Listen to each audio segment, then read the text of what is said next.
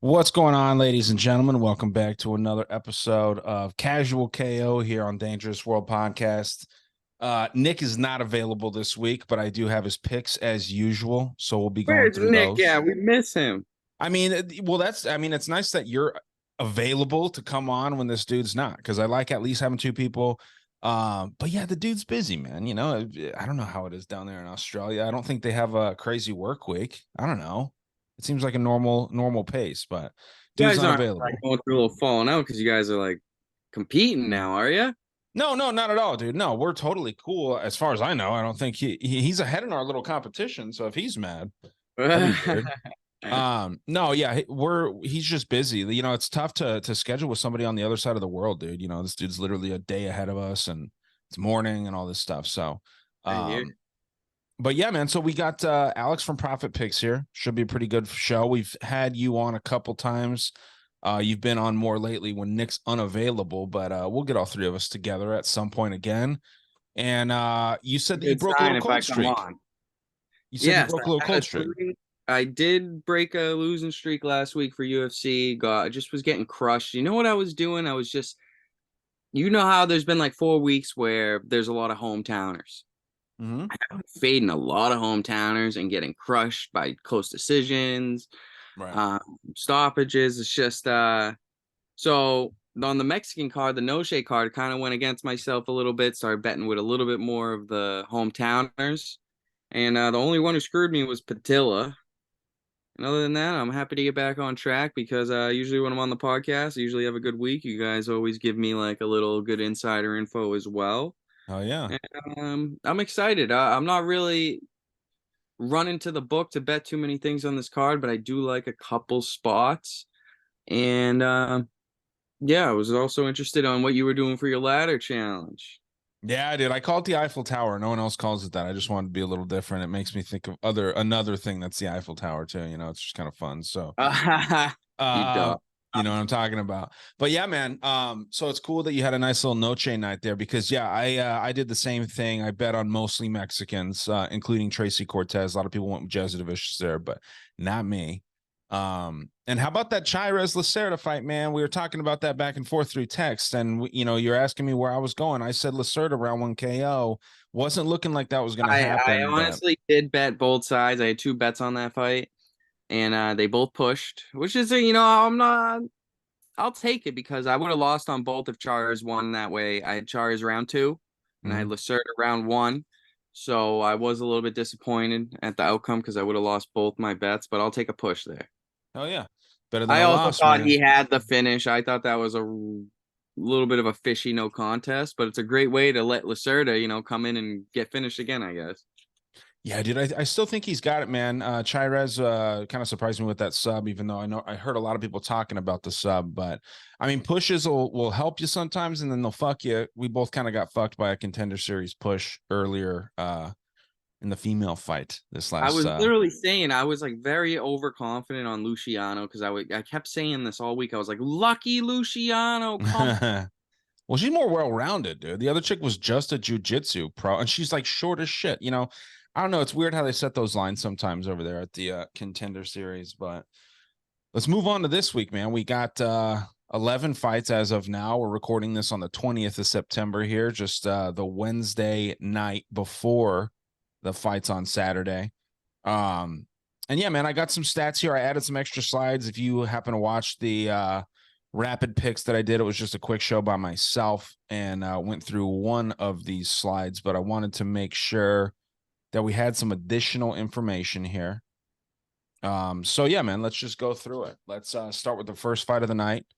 Montserrat Rendon. I thought she was French, but she's Mexican. Going against Tamaris Vidal. And I'll start this off, man, just because I think it'll end up being. Well, no, actually, you started off because then you'll get the honors on the main event too, because there's an odd number of All right, fights. I'm gonna start off right now with I have not done good against Tamira's Vidal. I bet against her in the first her debut, and she got a crazy finish. Who did she fight in her debut? You Was have that Raquel Pennington or not Raquel Pennington? Pasquale, right? Yeah, it might have been Pasquale. And I just didn't like the tape on Vidal. I thought she was green, but she showed a lot of improvement from what the tape that I watched. Seems like a whole different fighter, but um, I think she needs to work on the grappling a little bit. I wouldn't touch this fight. I have a couple friends of mine who are betting Montserrat, but right now, I after getting burned on Vidal, I'm not. I don't think I'm gonna bet against her here. Okay. Yeah, I'd be curious to see what your friends that are betting on Montserrat see, because she has only gone to decision. There's some people out there with shows that are saying that Tamaris has had 2 UFC fights and finishes in both. That's not the case. She fought Ramona Pasquale, who kind of sucks, for the UFC level. And I bet Ramona. I bet Ramona in that, and boy, was I upset. Yeah, I bet I thought she had Tamaris. a chin. I thought this girl was gonna dog her. To be fair, her chin didn't show weakness. She just took a knee to the sternum or to the liver, maybe. That's what really kind of fucked her there. But with the stats that you're seeing here, you're not seeing much as far as like the striking differentials. Montserrat hasn't had anything, but Tamaris going off her one fight in the UFC, 3-minute fight time in the UFC, pretty effective with the strikes. She's 9 years younger here. Opened as a favorite. I got the signs mixed up here on the bottom for anyone noticing, but I mean, the chick's gonna win this, dude. I don't understand why anyone would be leaning towards Rendon. Um, I she's old. She doesn't have any power. She's got good cardio. She's in very good shape, but I see a That's Tamaris how Vidal she wins finish. it because Vidal's cardio is. I don't think she has cardio. I think she's only got one round in her, in my opinion. So that could Um, be the path to victory. Montserrat decision. Wet blanket a little bit, but yeah, I, we'll see, I'm man. not running to the book to bet this fight. If I anything, Go ahead. Vidal finish or Montserrat decision. Try to double dip. Yeah, man. I just don't see how Montserrat hangs. I really don't. I don't know if you watch much tape on her, man, but like, her cloudy fight, her most recent fight, um, she looked bad, and I think that she lost that fight. Both of her split decisions, I think she lost. Again, she's only gone to decision at low level competition. Tamaris Vidal's strong, she's tough. And dude, I'm actually more confident on her than a lot of plays on this entire card. And she is that first leg of my big parlay that I Narrative. got this weekend is Tamaris Vidal. Yeah. Not any Yeah, you know method. what it was though? I thought that, why is the line a little bit too low? Why isn't she minus 300, minus 400? You know what I Right. mean? Why are they making this fight is another question that I asked myself. I don't know, because it seems like they like Vidal. Another reason is if you look over here, it's a bantamweight bout. They don't have many girls in bantamweight there. There's people that are really bad fighters that are ranked in bantamweight in the women's division there. So I think they're trying to bring talent in. They're trying to build certain fighters and then just introduce more They're bodies. giving Vidal a little slow come up. Maybe, because again, she's 25, 25 versus 34. It's just that's such a big deal. And then 34 in women's MMA, man, that's like 38 in men's. So Mm. we'll see, man. But yeah, she's the first leg. I'm very confident in her. It's funny that you got some friends on there. We'll I see though, don't I man. don't mind that. Yeah, I got Pro Schmo Bets, good source of mine. He is cold right now. I'll give him that. He is cold, so that is good sign for you. But yeah, I saw him put out a play with Montserrat on it, and I honestly not going to be tailing it. Yeah.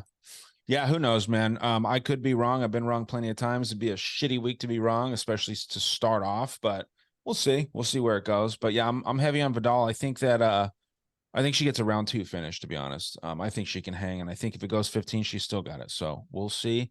What's your if you had a gun to your head and you had to make a pick round method fighter, what do you got? I'll take Vidal by finish. Hopefully she can make it up to me for taking my money last time. I do like this. Okay. And the odds makers are throwing some respect on her name, minus 200. I thought it would have been higher though. That's the only thing that kind of fished me out. I was like, Right. minus 200 after that great show out and against a debutant doesn't really make sense to me. Yeah, no, dude, I am right there with you, and I definitely get it. Nick is on Vidal. I believe my phone is wigging out right now, but I believe he had sub round 3, but he does Mm. have Vidal. So, but yeah, I'll come back to it once Instagram works, but it's just not working yet. It's not going to work. So, My bad, Nick. I'll post your picks. But yeah, let's move on to the second fight of the night, and I'll start this one off because this is the second leg of my parlay. Okay. Oh, you're going with both the females. I am, and I'm making another mistake that you're not supposed to do, but this is such a sketchy card. There is one third female fight that I'm not touching later, but this is such a sketchy card with such interesting matchups, such tightly matched matchups that I want to try to take chalk in a situation like this. And I'm not just blindly following chalk. I've watched all these girls' fights, and I are, most of them, the ones that I feel are relevant. Mizuki did very well against Amanda Lemos in her last fight.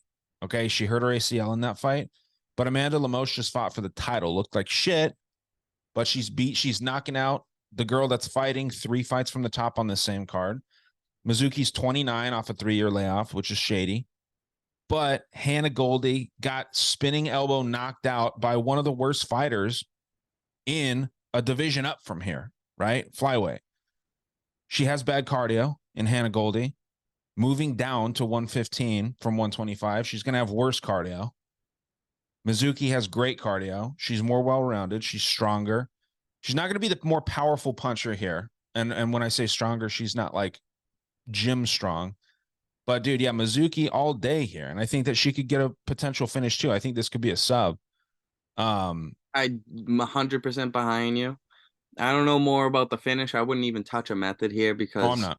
Zuki is not known for, knocking women out. Not at all. But Hannah could get tired. And yeah, you're right. If we think about this, there's a 1 card on Friday.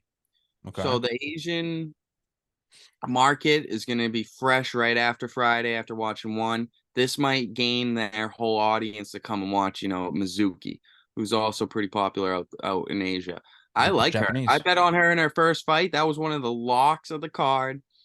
She looked great. She got the job done. Would love to keep it rolling. I'm worried because Hannah has fought in who does she train with? Jillian Robertson, right? Main training partner. Jessica Andrade, I believe, lately too, who sucks lately.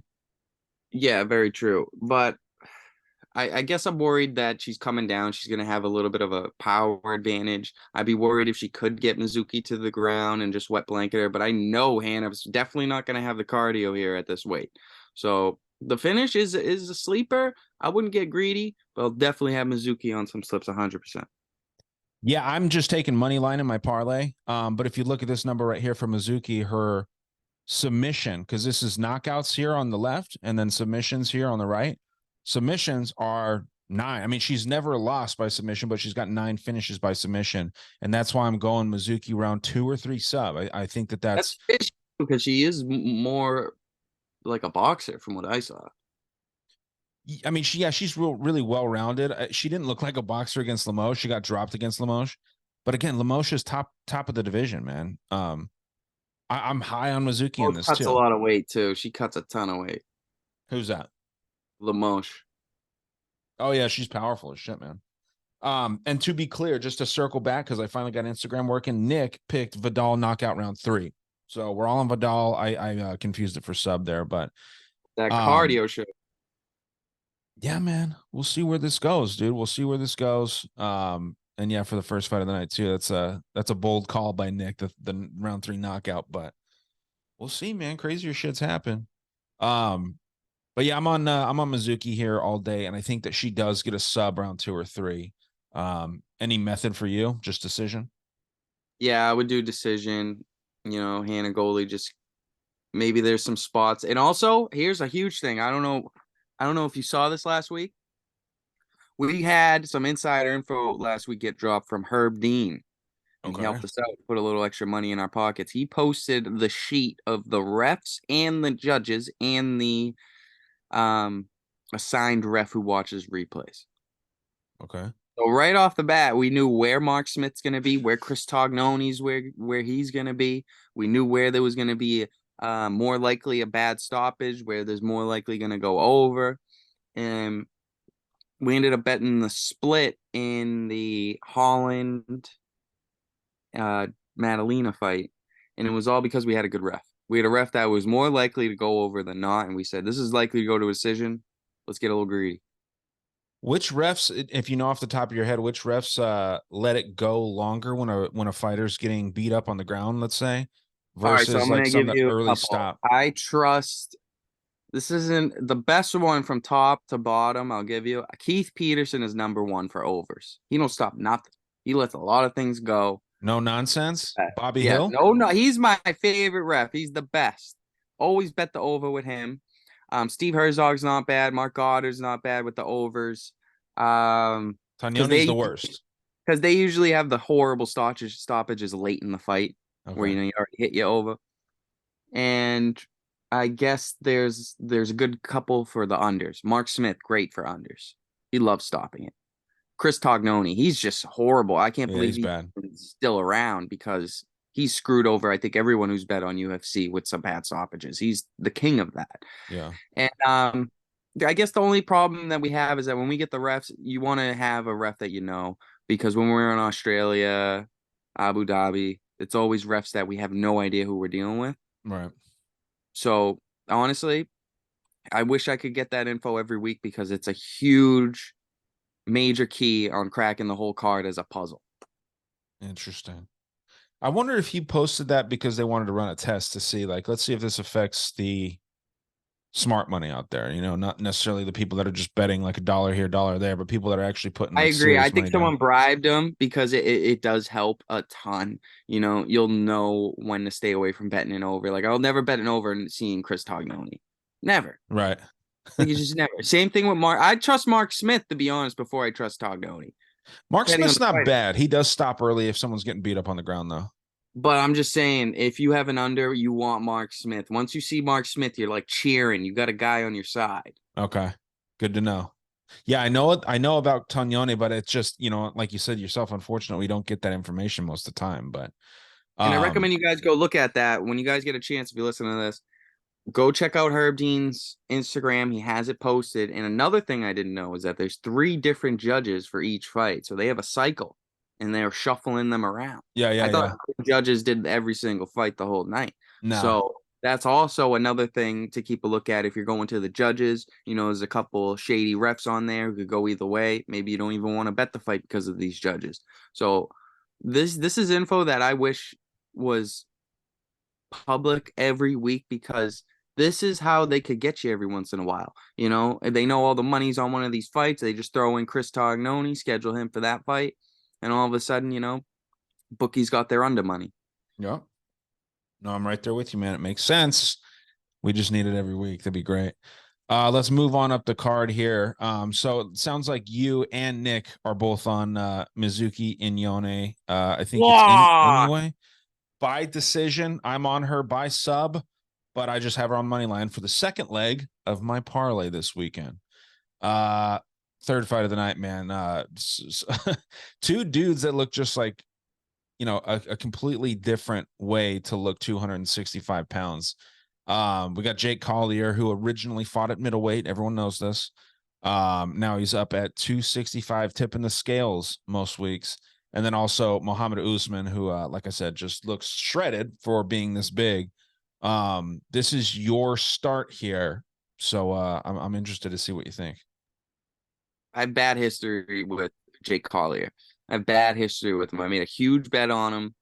I want to say a couple fights ago against Chris Barnett. Almost had him finish in the first round. This is another thing with the refs. The refs didn't finish it, didn't give, Collier an easy stoppage in the first, but the second he's getting pounded out in the second is they're really fast to wave it off. And I hate that kind of stuff. I really have a sour taste in my mouth from Jake Collier. Had a nice 2-team parlay with him against Chris Barnett, but I was happy to see Chris Barnett.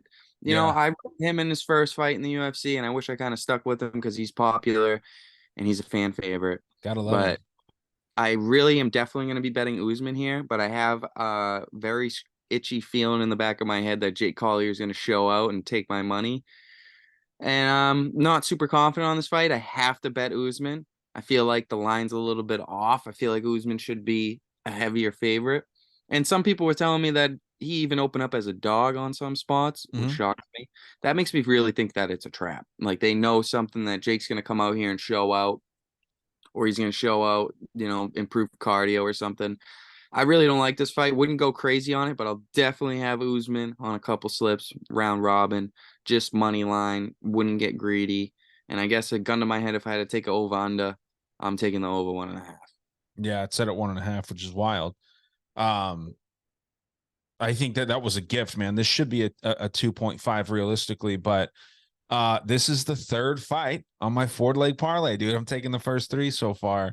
I already have it set up too. I'll show you once we're done. Oh, With this is gonna be the sweat. this is This the is one that the I'm sweat. very nervous This about. is Yeah. the one I'd be worried about. Yeah. I'm very worried about it because what do I have so far? I have 2 female fights and a heavyweight fight.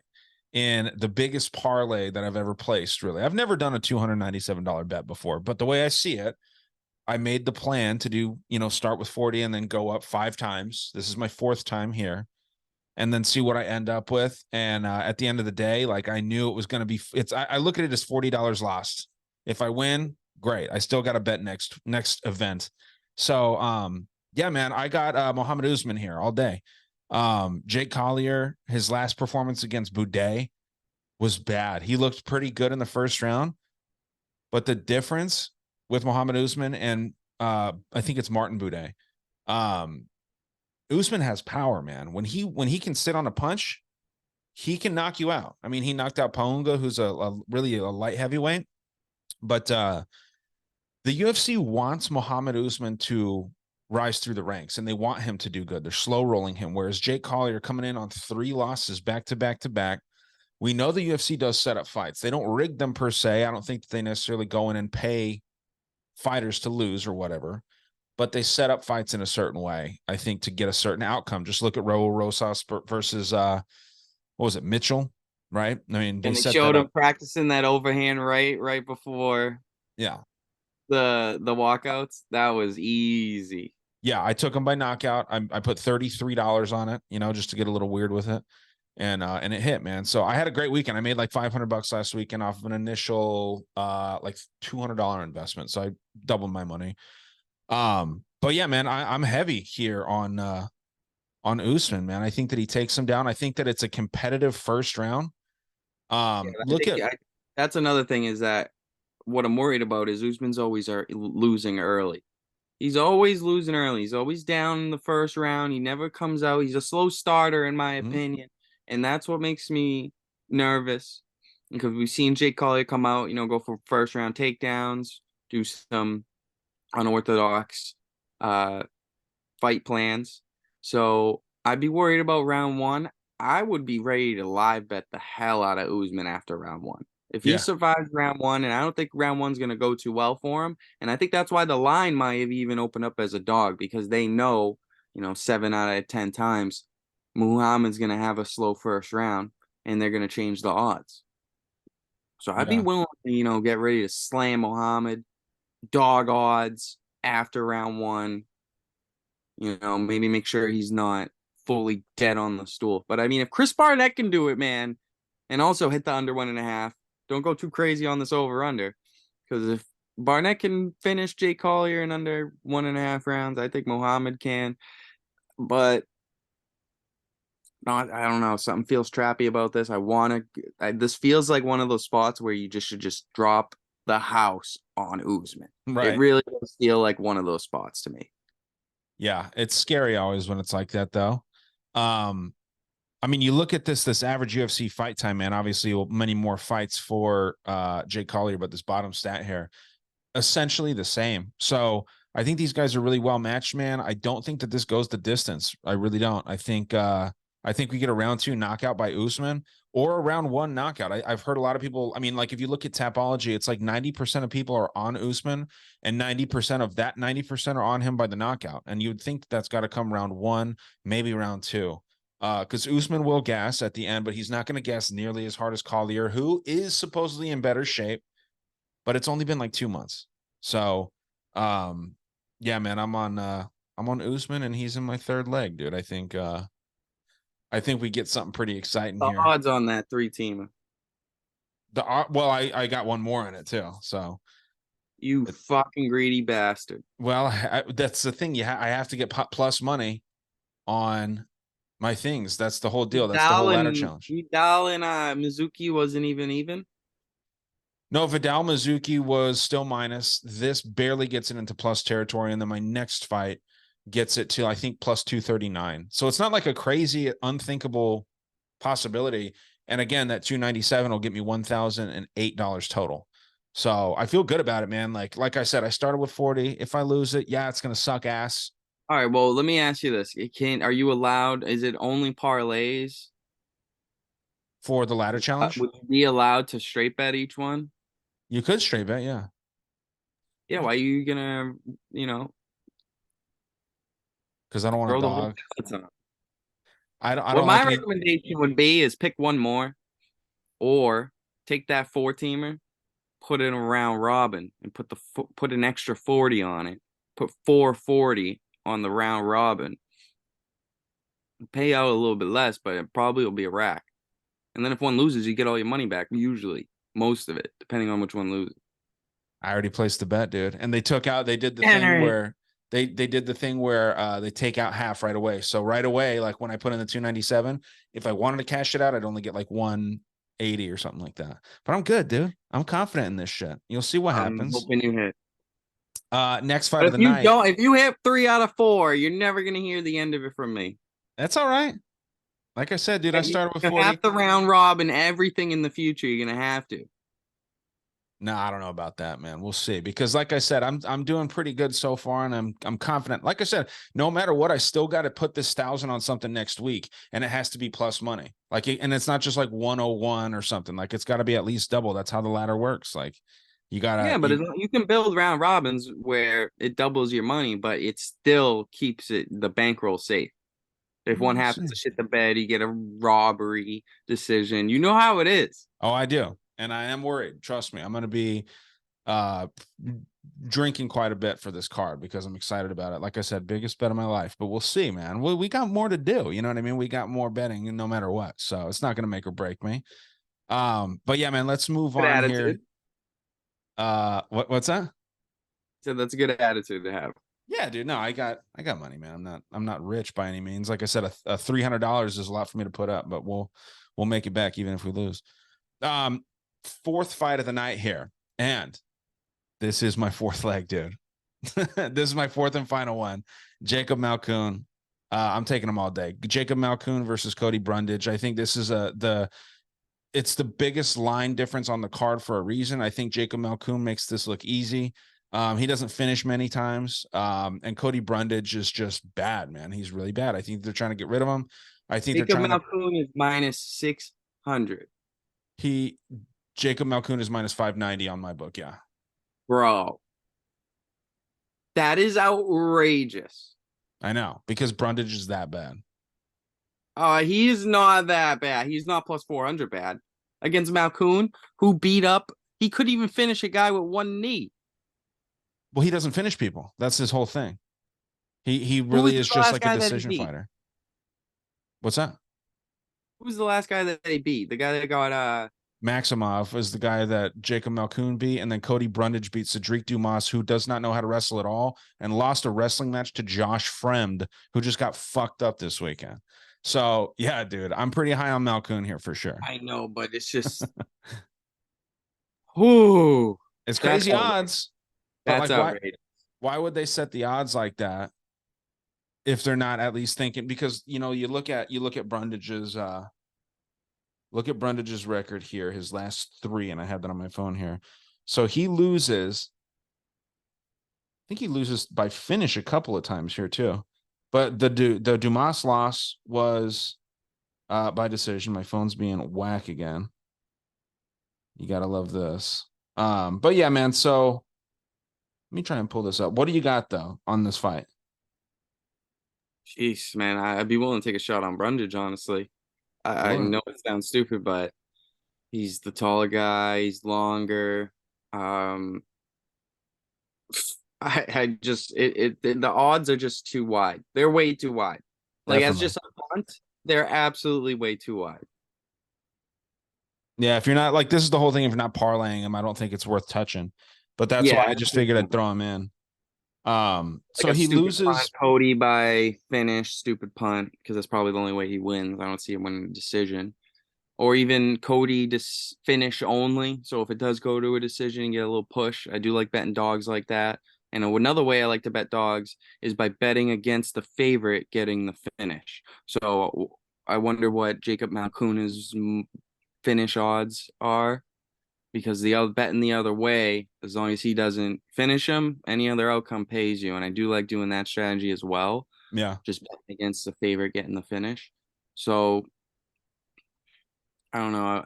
I wouldn't go too crazy, but I wouldn't mind a shot on Brundage. This is way too wide. It's just way too wide, man. For a Yeah, it guy definitely is. who that punch's chance is very live at plus 400. For sure. Yeah, and this isn't like it's like a ranked fighter fighting some like can, although I do think that Brundage is a can. His record kind of shows that. Um, you know, Malkoun is Robert Whitaker's jiu-jitsu coach. I don't know if you knew that. Yep. The dude is underrated for sure. And when he was fighting Maximov, this dude's Australian, and Nick, who my co-host who's Australian, he hated him. He's like, dude, this guy is whack. His style's boring. It's not fan friendly. You look at his knockout win losses. Yeah, I mean, he has 3 finishes, 2 finishes really, but he's gotten finished once. 2 knockouts, 5 decisions. That's his 7 wins right there. It is boring, right? But then you look at Cody Brundage lately, man. He's just not fighting like he wants to even have the job. It's weird that they're the same age essentially. Because Cody Brundage just fights like he's way older, man. So yeah, I'm high on Malkoun. A lot of people are, and people that I've listened to, they're all saying kind of the same things. I agree with that. He is more technical. He's the better jiu-jitsu practitioner, but he fell in love with his hands, and he's gonna put. I don't know. I just don't trust his fight IQ. He's gonna give Cody plenty of opportunities to win this fight on the feet, in my opinion. Yeah, yeah.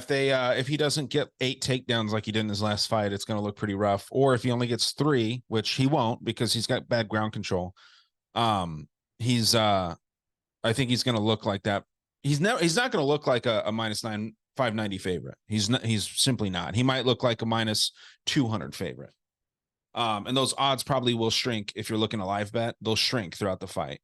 But I definitely think Malkoun gets this done, man. And that's going to wrap up my parlay, dude. Maybe he's due for a finish. UFC wants to give him a finish. We'll see. I mean, if I don't know why the odds, again, similar to how you were saying, why aren't the odds so much wider in the Usman fight? Why are these odds so wide here? I don't know if they know something. Someone has to know something. Either that or this is a trap too. But we can say that about every fight. It's extremely strange because The Jacob odds are Malkoun weird. is 590 against like anyone in the UFC. Pretty I much know. is up. I agree. But last week too, I was also thinking like, why is Lupi Godinez -400 over Elise Reed? Oh, You that know what I made mean? sense. That made sense though, Because of her bad fight IQ, you think? because Lupi's the hometown Mexican, so you already know she got judges on her side, I'm saying and she should have been a -800 though. That's what I'm saying. I'm not saying he it should be had a more. really easy path to get a finish, which was getting her down. Right. So that's what I'm saying is like it should have been a wider line on her. Like that's what I was thinking Yeah, then. I'm like, no, but that's why it went so high. I mean, Lupi was what at open -300, yeah. and it got smoked. Yeah, I just don't get how it didn't go to I remember going -600. to bed one night, all the lines were like normal, and then I wake up and there everything's smoked. Yeah. Yeah, and it moved a lot towards the end too. On all those. But yeah, man, I got my 4 fights in my parlay right out of the way. We're gonna know if we're gonna have a good night or a bad night right off the bat. But yeah, man, go ahead and take this one. We're on fight number 5 here. Tim Means versus Andre Fiallo. Who do you got? I have a lot of love for the Dirty Bird, man. I It's hard want not to to. like I'm rooting for him. Like my heart is rooting for the Dirty Bird, and my wallet also wants to bet the Dirty Bird. I wish the line was wider though. This is one of those fights where I'm like, yeah, he has to be live. He's plus 160. He has to be live, and he's just one of those guys. He looks good for a round. He can gas out. I think Fialho's got the better gas tank, and he's gonna be there. Um, I think it's gonna be close. I think Tim Means is always winning round 1. He's always looking good in round 1. So betting this fight I think that's why the line's low, because they think Tim Means going to be up around right off that jab and the cardio he has available.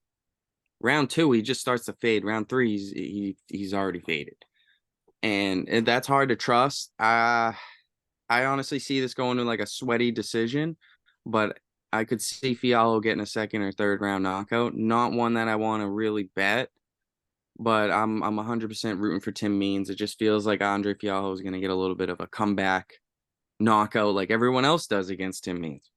Yeah. I mean, that's the script with Tim Means. I remember I bet Nico Price against Tim Means. I said, what the fuck did I do? And then he got the fluke knockout on Tim Means. And I said, oof, nice. But I was always hesitant again betting against Tim Means after that. Yeah. Yeah, man. So, I hope Tim Means can get it done, but I'm not. I don't trust Fialho. He screwed me over in the past. But this is definitely a matchup for him to get back into the win column, technically. I just don't like betting those comebacks. I definitely see him down round 1. And it's just if Tim Means is going to gas like he usually does. These guys both need comebacks, man. Andre Fialho's lost his last 3, and Tim Means has lost his last 3. Back against the wall fight. Yeah. Yeah, man. I don't know. Tim Means the bigger dude. Obviously the older guy by 10 years. That's never good. Somehow he's got a better chin than Andre Fialho, though, man. Like, that's what's kind of crazy. At this age, that's Think what I'm so? scared of. Yeah, dude. Yeah, Andre Fialho gets knocked out every single fight, like second round. Yeah, fucking Matthews cracked it, man. But before then, I was preaching how he had like a Drew Dober chin. Yeah, yeah, but somebody broke it, man. He Yeah, had Jake it. Matthews knocked him out in round 2. Muslim Salikov knocked him out in round 3, early in round 3, and then Joaquin Buckley knocked him out in round 2. Made it look easy too. But yeah, dude, I think Andre Fialho's got this. And I hope he does. For Nick's sake, Nick bet him. He's got him in his first leg of a ladder parlay type situation, like what I'm doing. But this is going to be a nail biter for sure if you're on that Fialho side. If we get in round 2, Outdog him. Yes, outdog him. yeah, yeah, man. But I'm with you, dude. It'd be cool to see like an older dude like Means kind of pull it off. But for the sake of this fight, like, I can't imagine the UFC gets rid of this dude if he loses this fight in Tim Means. So give him one more fight, give him kind of more of a layup matchup, and then send him on his way, But that's not how they work. So I'm on the Fialho side, dude. I think that they want Fialho more than they want Means, and they're trying to get Fialho the win here. Knockout round 1, probably. Not a bad pick. All right, man. Moving right along here. These fights, man, like I didn't pay much attention to these. Obviously, I know about them and I watched some tape, but I was studying like my 4 most confident spots, which is crazy that it's those first 4. But as far as the Miles Johns versus Dan Argueta fight, I think that Dan Argueta is going to out wrestle Miles Johns. I think it's almost a grappler versus striker situation, almost.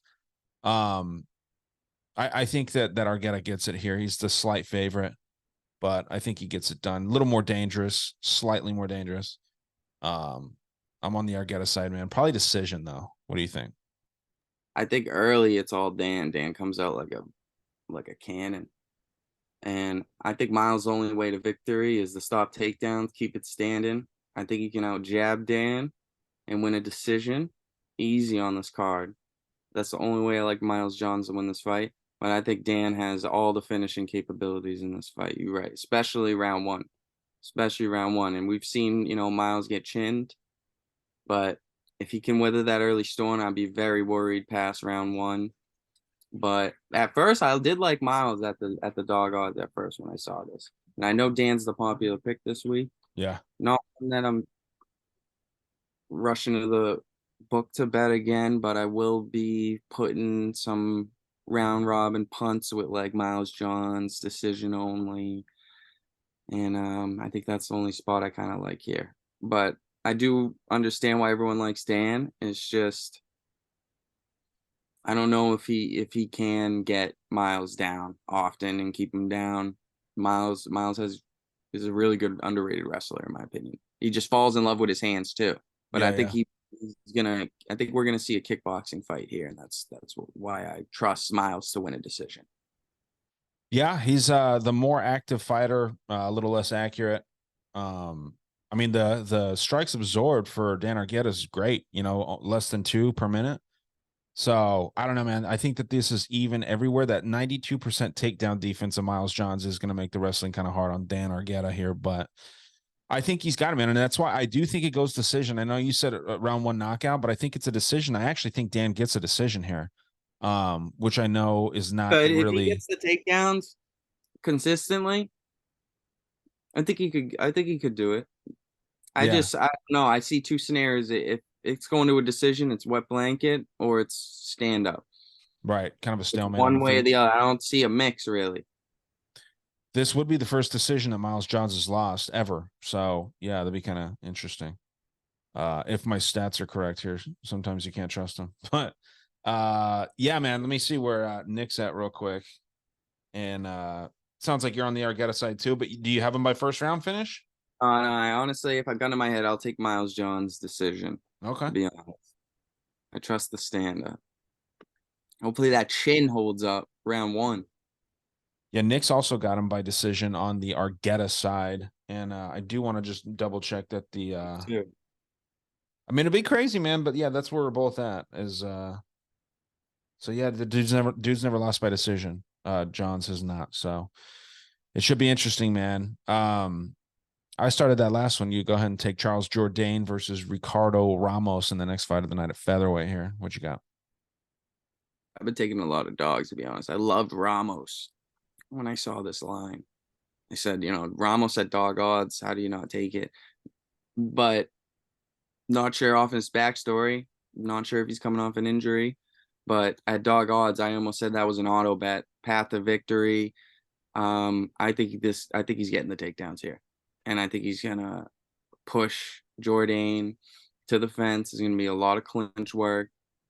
I definitely see my man Ramos getting a takedown, even possibly getting a sub here. Interesting. Okay. I like it. I like it. I am on the opposite side. I have Charles Jourdain. I think he's way more of a dog. He showed really, really good jujitsu defense against Kron Gracie, but Kron Gracie, obviously, he's only a jujitsu fighter. He's a bad martial artist, mixed martial artist, rather. So, Charles Jourdain showed that he's got that ground game. If you're just messing with the ground game, you kind of know that's where Ricardo Ramos is going. And Ricardo Ramos gasses hard after like 7 minutes, and Charles Jourdain So does not. right, you're so right. That there, if I had a backup plan, it would be Jourdain like round 3 because I remember Ricardo in his last fight, round 3, almost died. Right. Yeah. Oh, wrong one. Yeah. I don't know, man. It is tough though. It's a tough call because you got some interesting numbers here. Obviously, Charles Jourdain being the striker, he's going to throw almost 6 strikes, almost doubling. Well, actually, literally doubling. Well, just about doubling, I should say. Ricardo Ramos's strikes, and it's kind of wild, man. Ricardo Ramos having less fight time as far as an average fight time goes, but I don't know, dude. I think this is a nice opportunity to live bet Charles Jourdain because he might lose that first round, and you could probably get in early to late round 2 on a pretty big number on Charles Jourdain. And I think that, like you said, something around round 3, potentially a knockout in round 3 for Charles Jourdain.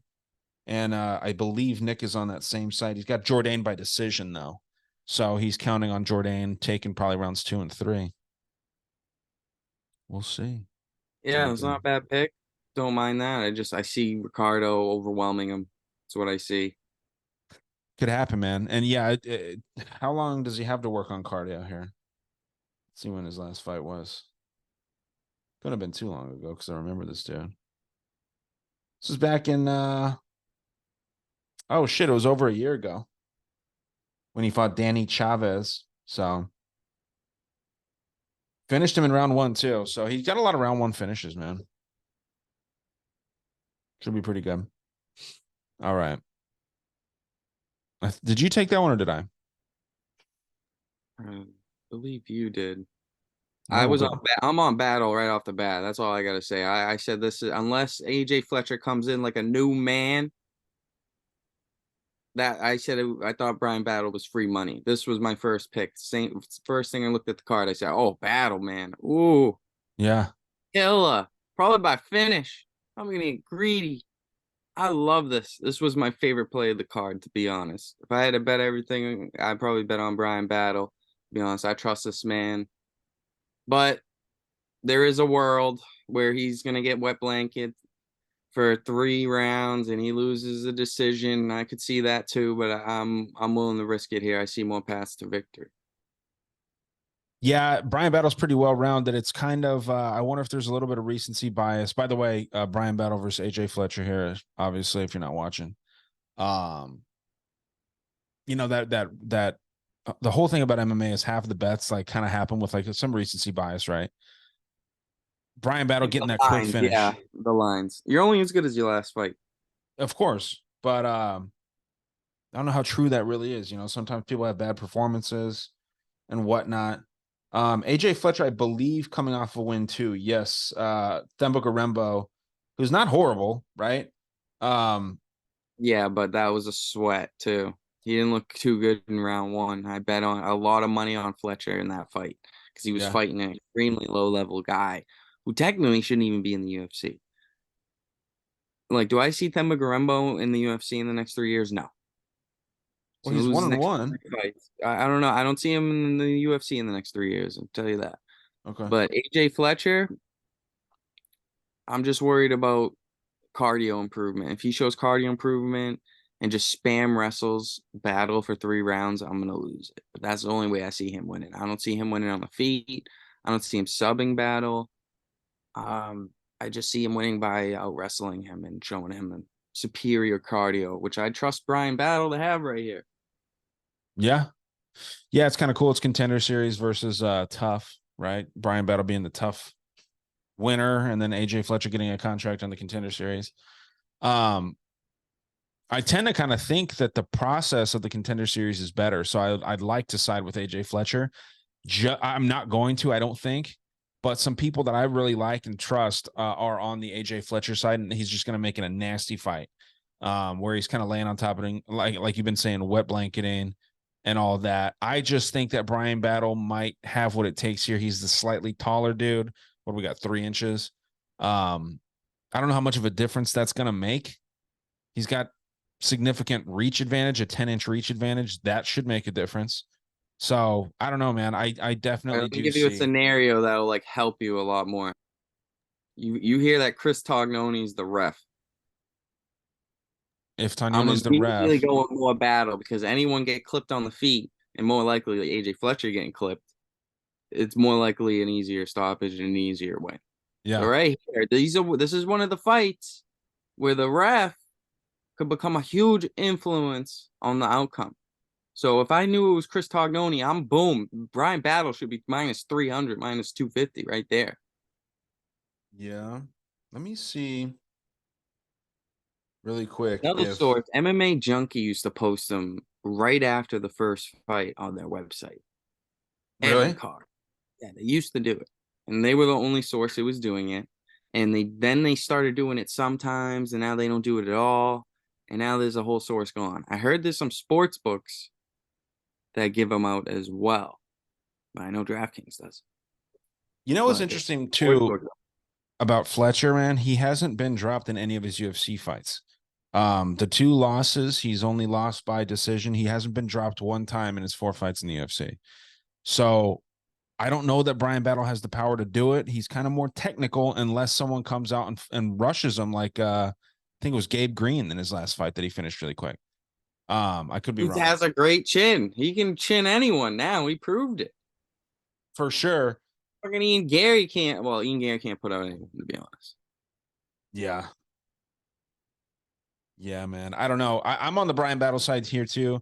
I think he gets a knockout, potentially round one, round two. But it's gonna be tough. I think a decision might be a safer bet. Really, the money line, since the odds aren't too wide. You're getting him at Yeah, minus that is a 170. safer bet. I would trust the over 1.5 a little bit, but then again, I trusted it against Gabe Green and Brian Battle. Yeah, that was like the worst bet ever, huh? Because it ended in like 16 seconds. And I don't know. Do I trust AJ Fletcher's chin a little bit more? Do I trust his? I guess I could trust his IQ to not go out there and just try to bang in 30 seconds. Yeah, he's not going to do that. And he's never been knocked out, man. He's never been finished ever in his MMA career. AJ Fletcher hasn't. So Yeah, but that's one. how close has he been to finish? How close has he been to getting finished? Yes. I can't think of any times off the top of my head, but it's possible that he's been close. But again, it doesn't matter. Often he takes hits. He's He like a takes mid his Justin Gaethje to me yeah, yeah, I could see that. He doesn't get dropped though, that man. actually wrestles. He doesn't get dropped. That's gonna make a big difference here. Brian Battle, this weight cut does kill him too at welterweight. He's really a middleweight. He's kind of a size bully a little bit, but we like that if he's trying to keep it on the feet, but it could affect his chin one day. You know what I mean? That's what I'm saying, is it could affect his chin one day. So not that AJ has the biggest power. I'm just putting that out there for people that might be like, well, I'm all in on Brian Battle. Think about the risks here. Obviously, there's risks in all this shit, but I tend to agree with you though, man. I think Brian Battle's got this. Well, it is risky. I mean, a fight's risky, man. A fight is risky. Let's see what our buddy's got here. Battle by decision for Nick, and let's move on. Nick on my side, man. I know. The third fight of the night, featured fight. We've got Marina Rodriguez versus one of the most attractive women in the UFC. She's a little older, but I don't mind that. 37. Michelle Watterson. And I know it's Watterson Gomez. I think it's the second or something, but Michelle Watterson is what we call her here. And these two have fought before. It's the rematch that no one really needed or wanted. Odds But were the first time as well. what's that? Odds were a little bit closer the first time, I believe, as well. Yeah, because Michelle has kind of shown that she is not the greatest lately. And there's a missing stat there with the knockout wins and losses. She's got 3 knockouts and 1 knockout loss for Michelle Watterson. She's a wrestler, though. She calls herself the Karate Hottie, but she's a wrestler.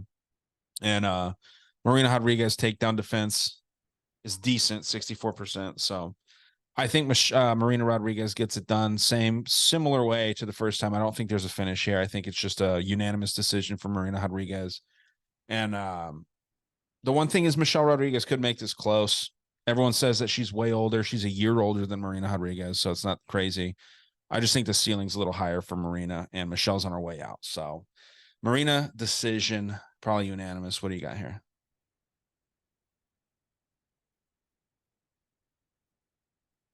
I can't hear you if you're talking. I'm sorry. I don't trust betting this fight. I see this 100% of the time going the distance. Right. I see it could be close. I hate betting close fights. Just staying away. If I'm going to bet it, I'll use the over, maybe round 3 start as a leg. And it's going to be juiced. Because when I look at it, it's probably going to be like minus 450. Yeah, So it's going to be an interesting one, man. You'll look at this. Oh, go ahead. Deal. Sorry, what was it? You cut out. I said this being a 3-rounder is a big deal. Yeah, and that's the thing too, is if you look at the average UFC fight time for Watterson, over 15 minutes. I mean, the girl likes to go to decision even in 25-minute fights. Marina Rodriguez is high up there too, 13 minutes basically. So, I mean, this is going the distance, man. This is going to go 15 minutes. It's just, does Michelle Watterson get her takedowns? Does she get 3 or more? I think that'll be a big difference maker if Marina Rodriguez can outstrike her. I think if Michelle Watterson gets 6 minutes of ground control time, she could get this, and that doesn't sound like much, obviously, in a 15-minute fight, but I think that she could actually pull this off. But I think that they're giving her a tough fight so that they can get rid of her and she'll go fight in PFL or, some other rinky dink organization here. But yeah, man, I'm on Marina all day. So is Nick. What do you got? I guess I would go Marina. She's safer. She's more live for the finish if there were a finish. Right. I don't odds. I also just don't trust the judges. And I think Michelle's one of those girls who's going to get the close bias for having For sure. being the fan favorite, to be honest. I mean, Yep. no one's going to be watching this fight to see Marina, to be honest. So who's selling this fight? Michelle's selling the fight. And in my opinion, when it goes to close decisions, they give it to the woman who sold the fight that kept it close. So, it's just one of those spots I would stay away from. It just seems like a robbery written all over it, and I don't know. It's just one to avoid, in my opinion. Okay. I respect it. I tend to agree, but We still make calls on all these either way. So yeah, man, I think that's a shady one. Co-main event, man. It's supposed to be me, but I think I just did that last one because I know you're supposed to get the main event. But you can go ahead and take this one. What do you got with Bryce Mitchell versus Dan Ige here? Hey, Bryce Mitchell all day. When I saw this, I said that's a lock. Minus 120. Dropped a balance. Now he's minus 225. What it That's a says. that now it's a no bet. Now they're really baiting on like Dan Ige's live at those odds. Like that's such a big $75 line movement, dude. Yeah. That's enough. That's a big movement. That's big. So it's definitely a not bet. Now it's dog or pass, man. Dan Ige got that value on him plus 175.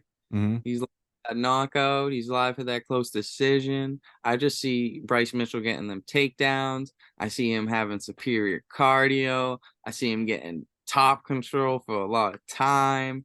And I see this being a very, very boring fight. And yeah, I see Bryce Mitchell by decision. Okay. I I like love it. it. You know how I am with Dan Ige, bro. 50K. I see him getting worked. You know how he made us money in the past. Yeah. Um, Gotta fade Ige here, but hell no on my bet. I wish I got it in early, but I am not betting Bryce Mitchell at minus 225. I am not parlaying that. Is no value there. If it was even odds, 100%, I will take a flip against Dan Ige to get out wrestled. 100%. But right now, you know, Dan Ige's kind of live at plus 175. And that the thing is too, which is that camp is hot. Yeah. That is hot. Eric Nixick is so fucking hot right now that he's everyone keeps fading him.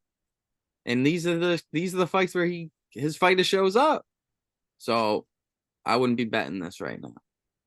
But at even odds, I was all over Bryce Mitchell, and that's who I think is gonna win the fight, to be honest.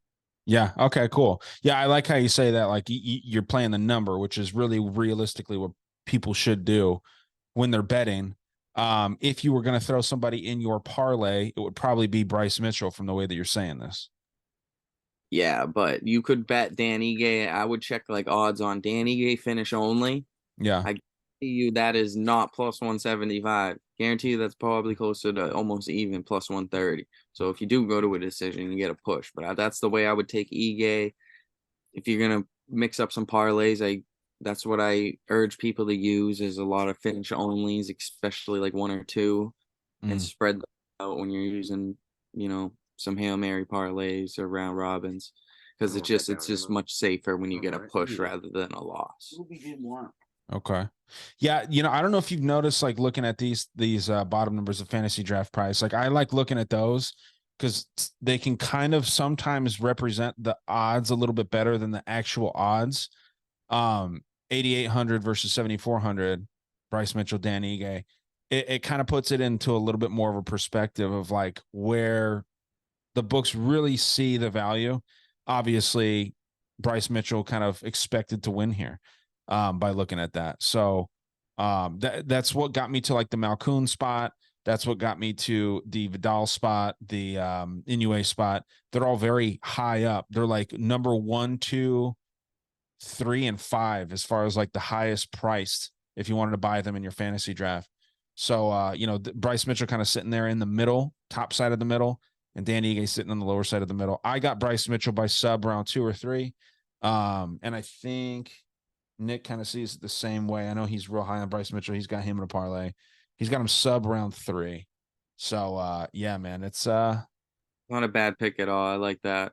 Be a sneaky sub bet. yeah, and you said it yourself. He's got the better cardio, you think, right? So I mean, it's gonna be But we are betting against one of the hottest camps in the UFC right now, and I Shin just Couture. 25. The only thing, you know what it is though? I think Bryce Mitchell's got the bigger audience, and anything close Sure. is gonna go to him, in my opinion. Yeah, I am a little worried with all of his personal problems. That last fight, he had like a purple shoulder, so he had to pull out. I don't know if you remember that. It looked like it was some freak show shit. And then when he got his ass beat by Ilia Topuria, he had all kinds of excuses. He was like talking about he was going to retire, and then he filmed himself crying over his girlfriend And I'm not making fun of the dude. He's literally crying, talking about how his girlfriend broke up with him and like ripped his fruit trees down and shit, which is a bitch move. But he's got a lot of shit going on upstairs.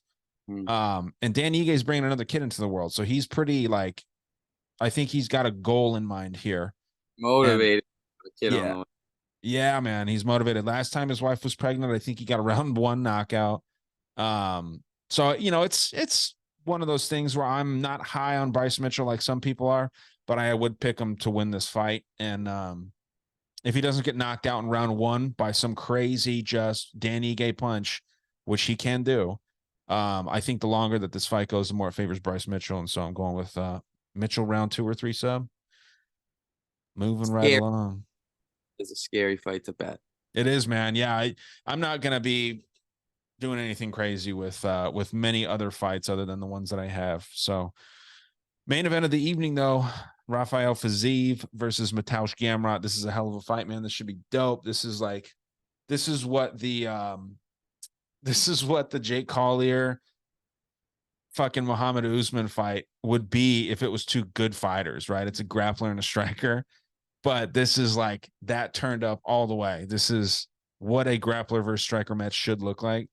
And you have probably the best striker in the lightweight division versus, I would say, the second or very best wrestler. If we're just talking straight wrestling, Mateusz may be the best wrestler, even over Chimaev, or not Chimaev, Makachev.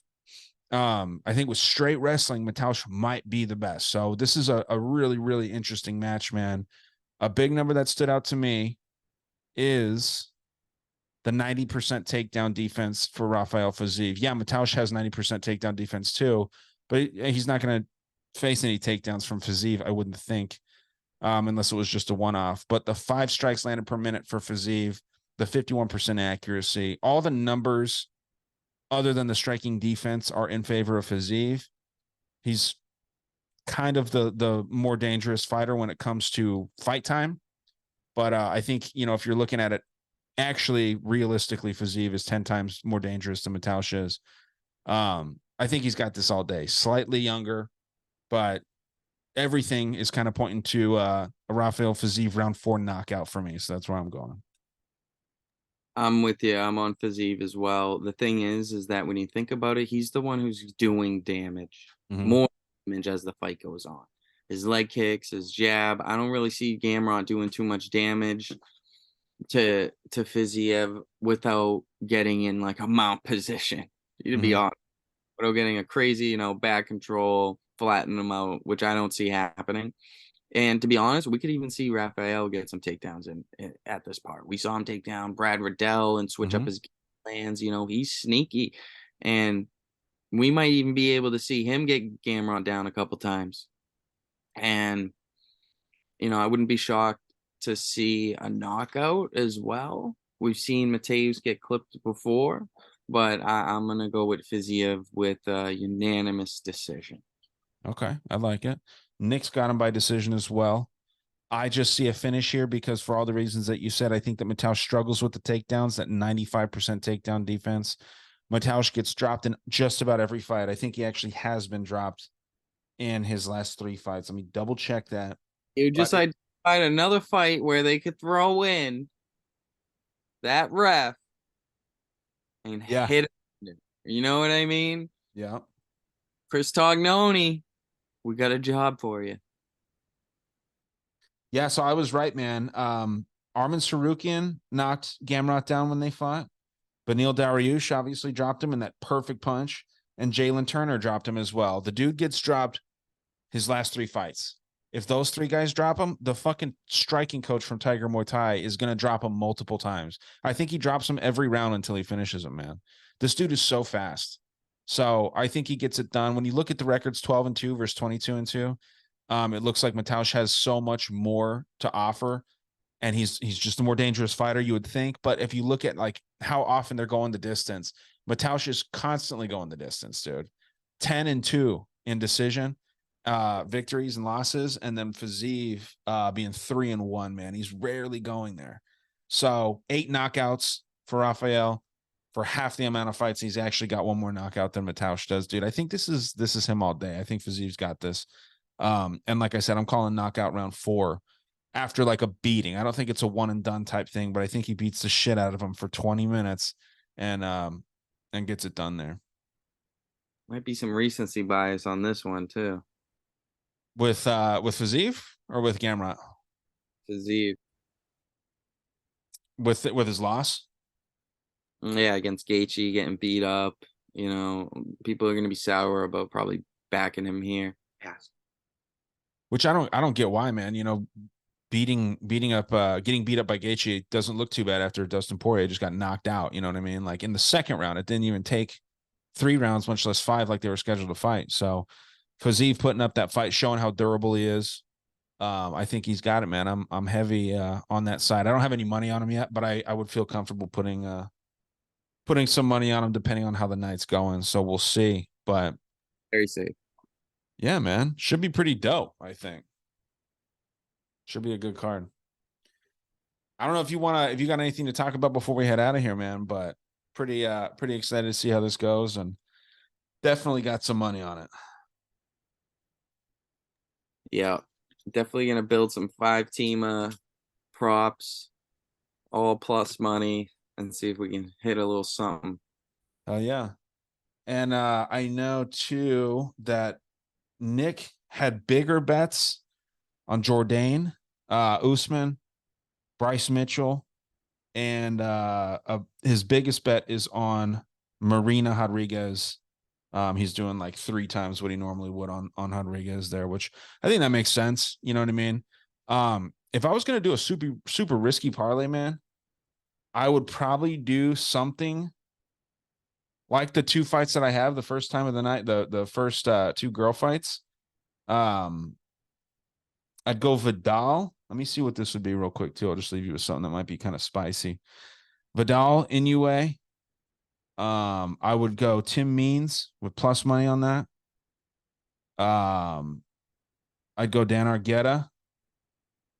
I'd go Charles Jourdain. I'd go Brian Battle, Rodriguez, Mitchell, and Fiziev. And that 9-team parlay will turn $10 into 527. I think all those fighters win, dude. So we'll see. We'll see, man. Just for throwing shit at the wall and seeing what sticks. I don't know if I'll do that, though. I definitely got something going already. So, yeah, man, plug anything that you want people to hear about before we get out of here. And this will be playing on YouTube, and then it'll be playing on the Dangerous World podcast feed where it'll get a lot of listens, but we're hoping to get more views. So, whatever you got.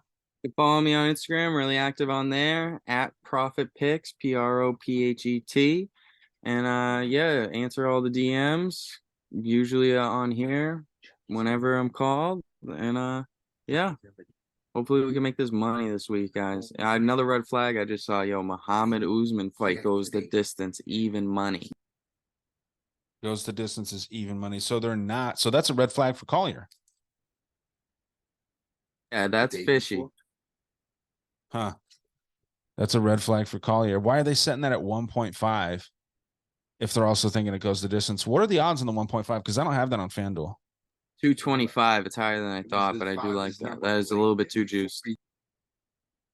So minus 225 for over 1.5? Correct. Okay. Yeah, man. I think something's a little weird with that, dude. I think that they're just trying to get people to kind of be on both sides there, but I think that they want the Usman win. Kamaru's kind of fading a little bit. They want one of those they love being able to say, you know, the younger brother of one of the probably the greatest welterweight of all time, realistically.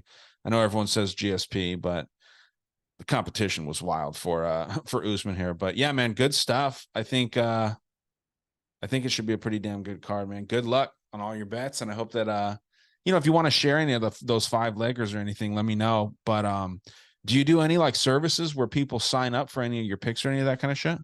Yeah, we do $19.99 a month to get everything. And yeah, we just broke a little losing streak last week and made everyone happy again. But yeah, we're gonna look at some SGBs. We're gonna look at some strike counts, over unders right now because they don't really release them until Friday. So I really love to look into and dive into those because we've had good luck with those. But I did just get screwed on one recently on the Manon Fiorot Rose Namajunas fight. Okay. So here's the background on this. We're watching the fight live as they're counting strikes on ESPN, and I had 25 plus round one and 60 plus total for Manon. So I went through all of her fights. She hit every single one of those stats. So I was like, all right, I'm just going to bet it. It's minus 140. I'll just lay the juice. It wasn't a crazy bet. It was just, I'm testing the waters, put like 100 on it. And we watched the first round. She landed 26 according to ESPN. So I thought I hit. And then I just stopped watching because I thought, the fight was going to go the distance. I was going to get enough. I checked the end of the fight. She apparently landed 75 out of like 240, out of a good amount. So I thought the bet was going to cash. They took mad long. And I checked UFC stats and they changed it from 75 to 58. So someone watched the fight and then changed the stats afterwards. And not only did she land less than Rose, but it was under what I had for the first round too. They changed 26 to 15, and it was a two-legger. They both had to hit. And I was like, why was this a unanimous decision if Rose was out striking? And that's how they get you when you bet and strikes sometimes, because I rewatched it and I thought I hit every single prop. Yeah, man. Whenever I do like the underdog betting book, I always just do $10 into 200. Like I do the 5-tier, the 5-leggers, because those rarely hit. And like you said, like when I watch those, I need it to be way over, if like on ESPN, because that's where I'll watch. I for me to feel confident, I'm like, okay, so and so's got to get 54 strikes. If they get up to the 70s, I'm like, all right, cool, this hit for sure. In your case, that still wasn't enough. That's fucking nuts, man. That's yeah, wild. but I would love. I shouldn't really even be betting it, but I've been testing the waters. I usually had a good run until that broke the streak. But yeah, every once in a while you can find a good spot with someone round one to get a lot of strikes. Like Volkov, like smoked his at 20. He landed like 50, I want to say. But there's usually some good spots on the striking. You just got to look for them.